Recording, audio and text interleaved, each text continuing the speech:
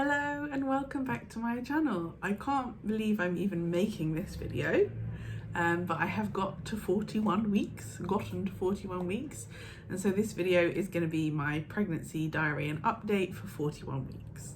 My name is Lizzie, and if you don't already know me, I am a mum of one already. Constantin is 4 years old and he's playing in the other room with my mum. I've got a little boy on the way, so it's baby boy number 2. I work from home in this space. I'm a surface pattern designer and coach. I will make a link in the top corner for you for a playlist of all of the videos that I've made about my pregnancy so far.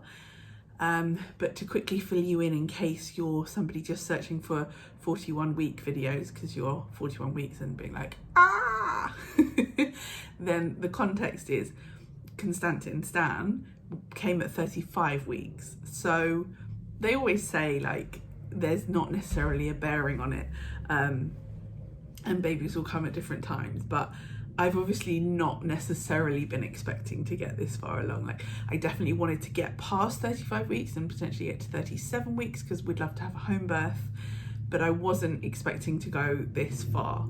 And actually for a lot of it, I've been really lucky and I've been really quite comfortable, but just because of my experience of pregnancy before and Stan coming when he did, it's been quite strange going this long. So we're at 41 weeks on one day is where we are today. So I wanted to talk to you a little bit about what that's like and how I'm feeling, and a little bit about where we are kind of medically with the midwives and the birth and what's been going on in that sense. And then also just a few things that I've been doing to try and help the waiting game, or that funny space that you can be in at this stage, because I've wrapped up work pretty much. And yeah, how I'm trying to use my time, or things that I'm doing that are helping this time feel like a blessing rather than just a frustration. So those are the things that I'm going to talk to you about a bit. So firstly, just in terms of like symptoms and how I'm doing and how I'm feeling, the biggest issue is the swelling, really, like my feet and ankles particularly, but also my hands and my legs are very swelling. It's called edema when you get this kind of swelling in pregnancy. And the hope is once the baby comes out, that swelling will go down and it will feel much better. But it's not just that it feels weird to be swollen, it's actually can get quite like there's a lot of pressure. So your skin's being stretched, and as you try and use your fingers like and bend them, like it hurts. Like it's not as easy to bend your fingers, and your feet throb and hurt. So that's kind of the most unpleasant symptom in a way. My bump is very, very big. There's a certain amount of concern around it being a big baby, which I'll come on to in the next section. But just the fact that it's big in terms of symptoms for me, it's a lot to carry around now. I feel very heavy, but also it sticks out very far and is very cumbersome. And so things like trying to sleep are quite tricky. Like the baby's very, very low and sticks out very, very far. So the combination of the swelling in my legs and ankles and feet and where the baby is situated means like when I get into bed, it's very difficult to find a position that doesn't feel like a lot of pressure on my legs and my feet, and that my tummy can't kind of, there's no space for anything basically at this point now. So there are ways that I've been able to find that I can rest, but that's been more mindset than it has been physically. Again, I can come on to that in a bit, but yeah, in terms of those symptoms, a knock-on effect of the symptom of some of the time not being able to sleep very well is, as I was talking in my last video, it's been a bit more like waking up in the night and feeling stressed. And throughout this pregnancy, there's been very little anxiety or stress. I felt very safe and very confident and very cared for and very sure in my informed decisions. I've done quite a lot of research about how I want to go about giving birth and felt quite like clued up and confident in my choices. But I would say as time goes on, like I wasn't expecting, I talked about this quite a lot in my last video, but I wasn't necessarily expecting to get as far along. And now it feels like within the space that I'm in, if you're not careful, there's quite a lot of room for anxiety. So that's another symptom that I'm sort of trying to like manage and work against. But I would say over the last couple of days, I've been feeling much better in those respects, and I've been sleeping better, and I've been finding it easier to get back into that flow of being full of oxytocin and finding lovely ways of spending my time. It's definitely the case that I can't just go off and do a big long walk now. That was one of the things that I was doing that was feeling really good. I was doing at least 5k every day, whereas yesterday I did like 3.5, and it was a bit of a push. Partly because my feet are so swollen, although the walking does help with the swelling, but partly just because the tum is so big now, and also we're in a heat wave. So that's the funny thing, actually, to get to 41 weeks and it be 26 degrees in May. I wasn't expecting, but actually when I saw that forecast I was slightly dreading it, and it's been fine. And again, I'll come on to like things that I've done to make it nice rather than stressful. Partly it's a privilege of being able to wind down work and having lots of help with mum. She was, when I was working, helping on Mondays and Tuesdays so I could work, and then over the last couple of weeks has been coming each day, Wednesday, Thursday, Friday, so I could have a nap. Actually, I can't really nap during the day now, it just doesn't really work, but she's actually pretty much here just all the time now, so that she can play with Stan and it's not frustrating for Stan. They've got the loveliest bond. It's been really good for their relationship. But I'm not trying to get lots of work done, so I can just dip in and out of playing with them. Or I can think, okay, I'm going to go for a walk, or I'm going to go and get a fresh orange juice, or I'm going to try and do things that feel good. But quite a lot of that has been like journaling and meditation and being based at home. Again, sorry, I'm jumping around a bit on the different things that I said I was going to talk about. So now that I've spoken a little bit about kind of physically how I'm feeling and mentally how I'm feeling, or how I have been feeling, the midwife stuff, where we're at is my last midwife appointment, which I haven't filmed since. I mentioned I was going to have one in the last video, was a little bit stressful. It was a bit of a shame. My blood pressure was higher. It wasn't high, but I've had such consistently like very positive blood pressure that our midwife was concerned that it was that little bit higher. We had just had a conversation about what do we do if I have to have a cesarean. So that could have had an impact. But also she'd taken it when I was bouncing on the birthing ball rather than sitting still on the sofa. And I think that threw it off, but she did take it a few times throughout the appointment, and she was concerned about that.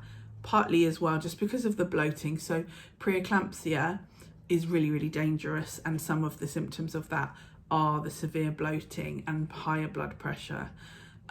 We did a urine sample, and she was concerned that there was glucose in my urine as well, and so all of these things made her quite concerned, and she sort of wanted us to just go off to the hospital and get a load of checks, which I didn't want to do, partly because like we can't just do that because we've got Stan, so it's not a situation where we can just go, oh yeah, okay, we'll just go off and do that. And even if I wanted to go and have a load of blood work and tests done on my own without the backup of Daniel, which I don't really want to do because that I find that quite stressful. And also when I have blood taken, I'm supposed to do it with someone because sometimes I faint. Stan in the evening, like at 7 o'clock at night, I can't just necessarily say to Stan, okay, I'm off to the hospital, see you tomorrow. It's not really our relationship, and I'm very involved in bedtime still. So I had to sort of say to her, okay, that doesn't feel like the right option for us. Are there other things that we can do? So she was organising for me to have another appointment with another midwife who would come round and do some checks at home. Part of it is also I'm measuring very big as well. That's the other element that she was concerned about. So anyway, she did the urine. She very quickly, actually, I think by the next morning, had the results back in that it was like 0.01 or something. It was really, really low, completely fine. So we were back to like, that's fine, that element of it. But I was waiting to have this blood work done. But then that became a bit stressful because the person who was supposed to be coming to do that forgot they were supposed to be coming because they said they had an emergency and they forgot. And so I had to go back to this our not proper, but you know, our regular midwife. She very kindly came at 8 o'clock this morning so that she could do it and Dan could be not too delayed to go to work. We did lots of blood work. She did it brilliantly. I was fine. I watched some videos and had a bit of apple at the same time, and she did a really good job. There are like people who take blood really well and people who take blood not well at all, and so like trying to get a vein and jabbing you with anyway she did really well. But also she did my blood pressure again, and it was completely back to normal and exactly where we want it to be. And one of the reasons she wants to do all of this blood work is actually so we have that proof before I go into labour, because I am quite far along now, that if there are any concerns around preeclampsia, she's being particularly thoughtful as well, because she knows that we're aiming for a home birth. She doesn't want my blood pressure going up slightly to be a reason that we might have to be transferred into hospital. She would like to have the data where she can say, but we've got the blood work and we've ruled out all of these things. And so if her blood pressure just goes up a little bit, that's cool. She's in labour. We don't need to, because of the swelling, worry. So that was probably more information than you really need, but I just wanted to fill you in on the fact that there's been this sort of stuff going on in the background which has affected how I've been thinking and feeling, and potentially getting a bit more anxious about stuff.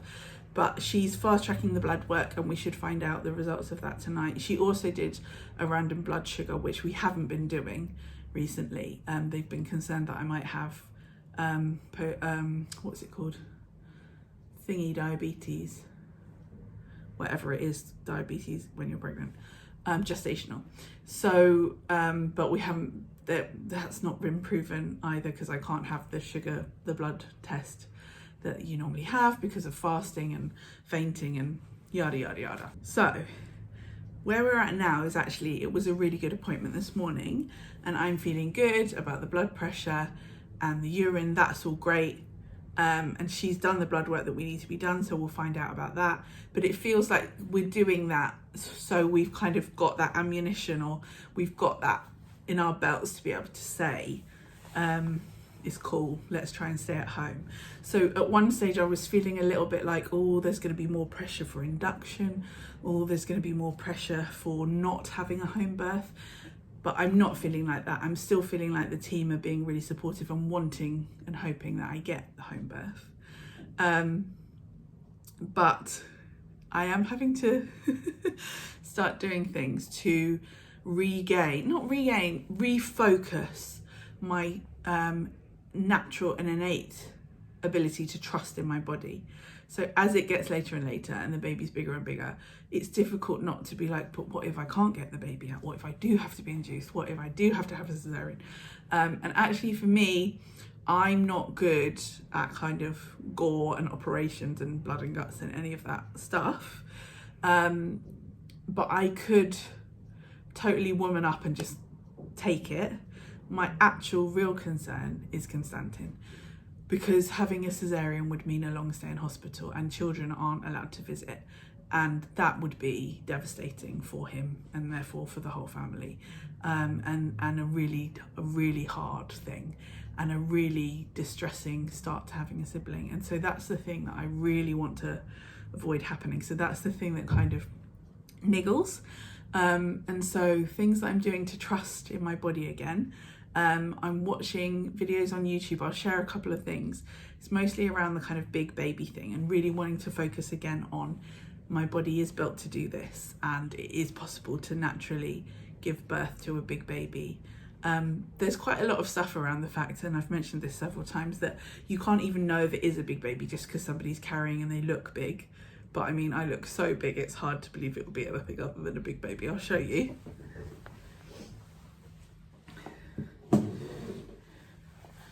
So yeah, this is where we're at.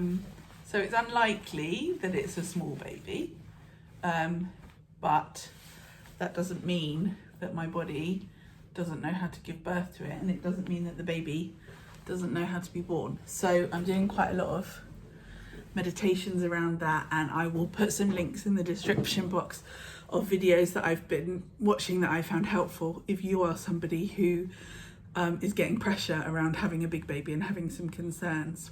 There's some really helpful stuff. There's a video that a woman just filmed, basically just because she had a big baby and she gave birth to the baby and she didn't know it was going to be a big baby, and it was nearly 10 pounds, and she was just like, it was completely fine. I had no idea he was going to be big. He came out big. I didn't tear. Labour didn't take any longer. It wasn't harder. You can do this. It's okay. So things like that are just really reassuring, you know. And yeah, there's also a doula who was talking about big babies and how there can be quite a lot of pressure put on mothers, and how they're told like your body can't give birth to this baby, and how that's unacceptable, and that isn't the case.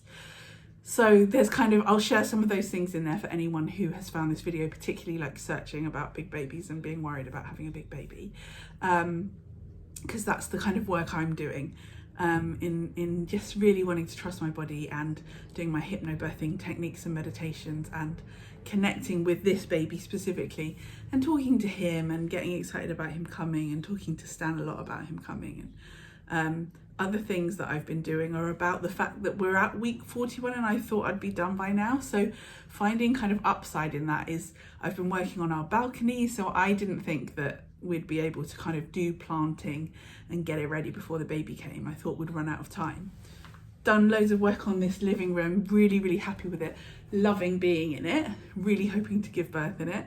I'll put a link to the video all about the updates that we've made, but I put lots of time and energy into that, and I didn't think I'd be able to work on the balcony. So the last few days I've been able to be going and buying plants. We went to Columbia Road, I've been to local garden centres, and I've been planting out there, and it's been a heat wave, and that has really felt like a positive thing that I could do, in a way that I could use my time that's a blessing, rather than just sitting twiddling my thumbs being like, where is this baby? So yeah, trying to sort of find positives for there being a little bit more time, feeling really ready, and we do feel ready. We've felt ready for a long time because of Stan being so early. We've had the hospital bag packed and all the stuff ready to go for a long time, but it's kind of about re-establishing being ready, because there was a period of time from sort of week 39 I'd almost go to bed every night and we'd sort of think, probably it'll be tonight then, like surely it's going to be soon. And actually we've almost got to a point now that what I've been working on the last couple of days is not feeling like you go to bed and you're like, well, it's not, why would it happen? It's not going to happen, you know, like you almost get to the point that you're like, well, if it hasn't happened now, like why is he ever going to bother coming? So I've been like intentionally getting back into a flow of wanting to go to bed with the house all ready in case the midwives need to come, and making sure we've got everything we want in the fridge every night, and doing things like watching TV programs that make us happy and having a lovely meal together, and doing like soft touch massage and bouncing on my ball, and I'm doing more exercises on my ball that can help with helping labour start. So again, I'm going to share quite a few things in the description box in this video of links that I found helpful that you might be interested in. But yeah, that's kind of where I'm at now. I feel like at the end of week 40 I was having a bit of a wobble and the anxiety was creeping in more. I'm feeling better now, but that is partly because I had that wobble and then I've sat back through my whole pregnancy. It's been great, but anytime there's been a hurdle, I've then sort of stepped back and said, okay, well, what are going to be my ways that I deal with this? How am I going to adjust so that I can be taking care of myself and my mental health, and making sure that I can get back into a good place? It's okay if it has to shift and change. And in my first pregnancy with Stan, I remember a friend coming to the shop on a day that I was like struggling and just saying, everything's a phase. Everything just lasts for however long it lasts, and then something else happens, you know, that's how it works. And I found that so helpful, because I do think with pregnancy it's hard not to feel like if something changes for the worst, or something hurts more or niggles more or is more uncomfortable or is more of a concern, you feel like, okay, that's where we are now to the end. And it's not the case. Like things, even when it's that I've become more uncomfortable because I've been bigger, I've then a few days later not been as uncomfortable, even though I'm potentially getting even bigger, you know? So it's not linear in that way. And things do shift and change physically and mentally anyway. But of course, as I'm saying, there are the things that you can do that actually help, like movement and like journaling and like planting in your garden, or doing the things that make you happy, and finding space for that, and talking about the stuff that's hard with somebody that you love when that's helpful. So yeah, that's where I'm at, 41 weeks. Let's see what happens next. Still so hoping and praying that we get to have this baby in this lovely room here, in this lovely space. So yeah, doing all of the things that hopefully point in that direction. But wish us luck. As I've been saying recently, pray for us if you're praying people. And I'll keep you updated. If there's a week 42 video, I'll be filming it for you and sharing it. Otherwise, I will be sharing with you about my birth. Speak to you soon.